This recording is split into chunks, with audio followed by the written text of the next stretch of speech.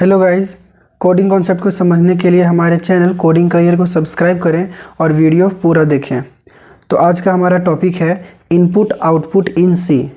हमारा आज का टॉपिक है input output in C, printf in C. हम लोग देखते हैं कि प्रिंटएफ जो फंक्शन है उसको सी में हम लोग क्यों यूज़ करते हैं, कैसे यूज़ करते हैं। यहाँ पे देखिए हम प्रिंटएफ का दो फंक्शन लिखे हैं। एक है प्रिंटएफ जिसमें हम लोग डबल कोट के अंदर लिखे हैं कोडिंग करियर, और एक प्रिंटएफ है जिसमें हम लोग डबल कोट के अंदर %d और वैर लिखे हैं। इन दोनों का अलग अलग मतलब है। क्या मतलब है हम लोग समझते हैं। सबसे पहले फर्स्ट वाला जो प्रिंटएफ फंक्शन है उसमें जो कोडिंग करियर लिखा हुआ है, ठीक है। तो ये जो कोडिंग करियर है ये है यहाँ पर स्ट्रिंग कांस्टेंट, ठीक है। फर्स्ट में प्रिंटएफ में जो ये जो फंक्शन में लिखा हुआ है वो है स्ट्रिंग कांस्टेंट। तो हम लोग समझते हैं कि स्ट्रिंग कांस्टेंट होता क्या है। यहाँ पे देखिए हम लिखे हैं स्ट्रिंग कांस्टेंट। क्या होता है string constant? Sequence of character within double quotes, ठीक है। सीक्वेंस ऑफ कैरेक्टर, कैरेक्टर क्या होता है पता है? कैरेक्टर क्या होता है? जैसे यहाँ पे हमने लिखा है COD, अलग अलग लिखा है, सबको अलग अलग स्प्लिट कर दीजिए, C अलग, O अलग, D अलग। तो हर एक कैरेक्टर है, यहाँ पर C अलग कैरेक्टर है, O अलग कैरेक्टर है। तो ये सब कैरेक्टर को सीक्वेंस में जब हम लिखते हैं तो वो हमारा स्ट्रिंग कहलाता है, ठीक है। तो स्ट्रिंग कांस्टेंट क्या है? Sequence of character within double quote. ये देखिए हमने यहाँ डबल कोट के अंदर हमने प्रिंट किया है, लिखा हुआ है, ठीक है। तो हमारा जो आउटपुट बनेगा यहाँ पे, इसका जो आउटपुट आएगा वो हमें सिंपली शो करेगा कोडिंग करियर, ठीक है। कोडिंग करियर हमारा यहाँ पे शो कर देगा। लेकिन डबल कोट के अंदर हमारा यहाँ पे %d भी है, ठीक है। यहाँ पे ध्यान दीजिए कि डबल कोट के अंदर जो कोडिंग करियर था वही डबल कोट के अंदर हमारा %d भी है। लेकिन यहाँ पर %d हमें आउटपुट के रूप में नहीं देगा। क्यों नहीं देगा? क्योंकि %d का यहाँ पे सॉरी %, नहीं, इसे परसेंट पढ़ते हैं, %d। ये %d का हमारा सी में कुछ अलग ही मतलब है। क्या मतलब है ये देखते हैं। %d is a format specifier. %d क्या होता है? एक फॉर्मेट स्पेसिफायर है, ठीक है। %d is a format specifier in C program which act मतलब काम करता है as a place holder for variable. Variable के लिए यह प्लेस को, जगह को होल्ड करके रखता है, ठीक है। %d क्या है? एक फॉर्मेट स्पेसिफायर है सी प्रोग्राम में जो कि काम करता है वेरिएबल के लिए प्लेस होल्डर के रूप में, मतलब जगह को होल्ड करके रखता है, जगह को पकड़ करके रखता है, ऐसा समझते हैं, ठीक है। अब देखते हैं कि फॉर्मेट स्पेसिफायर होता क्या है। फॉर्मेट स्पेसिफायर क्या है? In C it is used to tell the compiler about the type of data, ठीक है। सी में क्या करता है? इसको हम लोग यूज़ करते हैं। क्यों?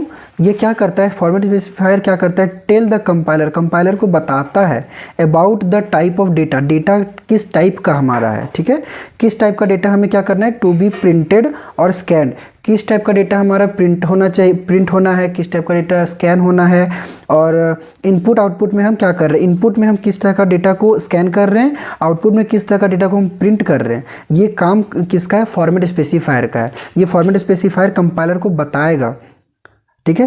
ये फॉर्मेट स्पेसिफायर कंपाइलर को बताएगा कि हमारा जो डेटा है वो हम इनपुट में जो डेटा ले रहे हैं उसको में किस इनपुट डेटा किस टाइप का हम स्कैन कर रहे हैं, और जो हम आउटपुट के रूप में प्रिंट करेंगे डेटा को वो किस टाइप का होगा, ठीक है। तो ये हमारा काम हो गया फॉर्मेट स्पेसिफायर का। तो यहाँ पे जो %d है वो क्या करेगा? एज अ प्लेस होल्डर काम करेगा, ये जगह बना करके रखेगा, ठीक है। उसके बाद ये जो वेरिएबल है वो उसका वैल्यू शो करेगा। ये हम आगे समझते हैं कैसे शो करेगा कोड में। तो यहाँ पे देखिए हैज़ इंक्लूड studio.h, हम पहले पढ़ चुके हैं कि हैज़ इंक्लूड studio.h का मतलब क्या है। हैज़ इंक्लूड क्या है? हैज़ इंक्लूड क्या है? यहाँ पे प्री प्रोसेसर डायरेक्टिव है। ये पूरा लाइन हमारा क्या है? हेडर फाइल है। studio.h मतलब स्टैंडर्ड इनपुट आउटपुट।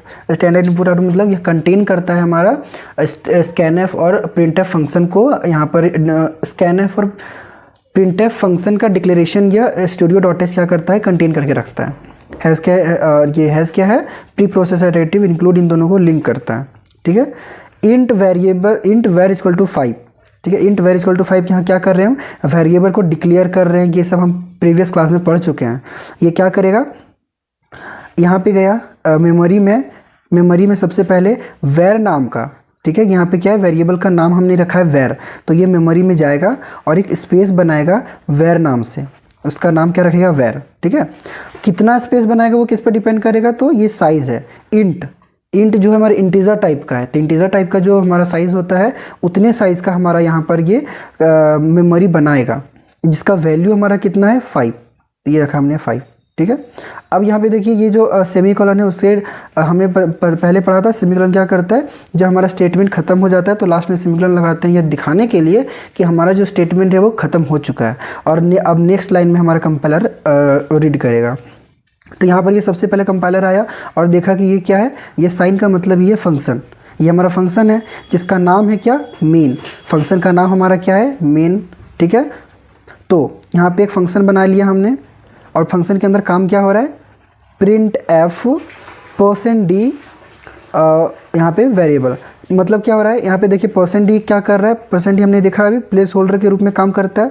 यहाँ पे ये क्या किया, वेरिएबल का यह प्लेस को वो होल्ड करके रखा हुआ है। ये जो यहाँ पे वैल्यू 5 हमें दिखाई दे रहा है, ये इसका वैल्यू को होल्ड करके रखा हुआ है। ठीक है, वेरिएबल का वैल्यू होल्ड करके रखा हुआ है। ठीक है, प्रिंट एफ में मतलब क्या होता है, प्रिंट एफ मतलब आउटपुट, हमारा आउटपुट होगा। अब हमें आउटपुट करना है, तो वेरिएबल का जो वैल्यू यहाँ पे है, यहाँ जो वेरिएबल का वैल्यू हमारा 5 है, इसको ये क्या करेगा, अभी तक होल्ड करके रखा हुआ था, लेकिन जैसे ही यहाँ पे वेरिएबल हमने लिख दिया, वेरिएबल डिक्लेयर कर दिया, ये वेरिएबल का वैल्यू में गया, देखा वेरिएबल का वैल्यू 5 है और उसको CMD में एज अ आउटपुट के रूप में हमें क्या दिखाया, 5। CMD में ये हमारा आउटपुट क्या दिखा देगा, 5।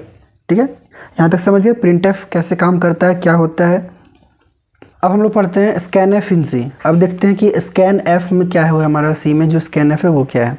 अभी हमने प्रिंट एफ पढ़ा, अब scan F. Scan F stands for scan formatted string. ठीक है, स्कैन एफ जो होता है उसका काम क्या है, सी में उसका काम क्या है वो देखते हैं। It accept character, string and numeric data from the user using standard input. देखिए स्कैन एफ जो है हमें नाम से ही पता चल रहा है, स्कैन मतलब ये जो है स्कैन एफ का यूज़ हम लोग इनपुट लेने के लिए करते हैं। ठीक है, स्टैंडर्ड इनपुट कहने का मतलब कीबोर्ड। ठीक है, कीबोर्ड से हम इनपुट जो ले रहे हैं, ठीक है, स्कैन एफ उस चीज़ को स्कैन करेगा। स्कैन करने का मतलब समझ में आता है, स्कैन करने का मतलब उसको वो पूरी तरह से चेक करेगा। ठीक है, चेक करने के बाद क्या करेगा, वह देखेगा कि ये जो हम जो डेटा ले रहे हैं वो कैरेक्टर टाइप का है, स्ट्रिंग टाइप का है, न्यूमरिक डेटा है। ठीक है, अगर यूज़र कीबोर्ड से जो डेटा इनपुट कर रहा है वह कैरेक्टर हुआ, स्ट्रिंग हुआ, न्यूमरिक डेटा हुआ, तब ये स्कैनएफ क्या करेगा, इन डेटा को एक्सेप्ट कर लेगा। अगर वो डेटा कैरेक्टर, स्ट्रिंग या न्यूमरिक डेटा नहीं है तब वह एक्सेप्ट नहीं करेगा। ठीक है, तो स्कैनएफ का काम क्या है, स्कैनएफ का एक तरह से बोले तो जॉब है। स्कैनएफ का जॉब क्या है कि वह उसका जॉब बस इतना ही है कि यूज़र कीबोर्ड से जो भी डेटा इनपुट करेगा, स्कैनएफ क्या करेगा, उसको स्कैन करेगा। स्कैन करने के बाद वो देखेगा कि वह डेटा कैरेक्टर है, स्ट्रिंग है, न्यूमरिक डेटा है। अगर ये तीनों में से डेटा कुछ भी रहा तो ये डेटा को एक्सेप्ट कर लेगा, अदरवाइज एक्सेप्ट नहीं करेगा। बस इतना ही काम होता है स्कैनएफ का। ठीक है, तो ये देखिए स्टैंडर्ड इनपुट हमें किससे कहते हैं, कीबोर्ड को कहते हैं, जिससे हम लोग इनपुट करते हैं। आगे देखिए scanf also use format specifier like printf. हमने फॉर्मेट स्पेसिफायर देखा है, जिस तरह से प्रिंटएफ फॉर्मेट स्पेसिफायर था उसी तरह से स्कैनएफ फंक्शन भी फॉर्मेट स्पेसिफायर ही है। तो %d का मतलब है accept input of integer type.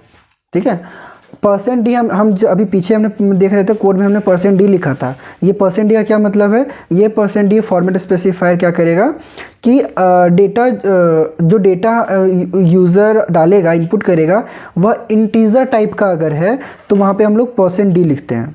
ठीक है, अगर यूज़र कैरेक्टर टाइप का डाल रहा है तो वहाँ पे हम %c लिखते हैं। मतलब ये एक्सेप्ट इनपुट ऑफ ये एक्सेप्ट ही उस डेटा को करता है जो कैरेक्टर टाइप का हो। %s क्या करेगा, ऐसे डेटा को एक्सेप्ट करेगा जो कि इन स्ट्रिंग टाइप का हो।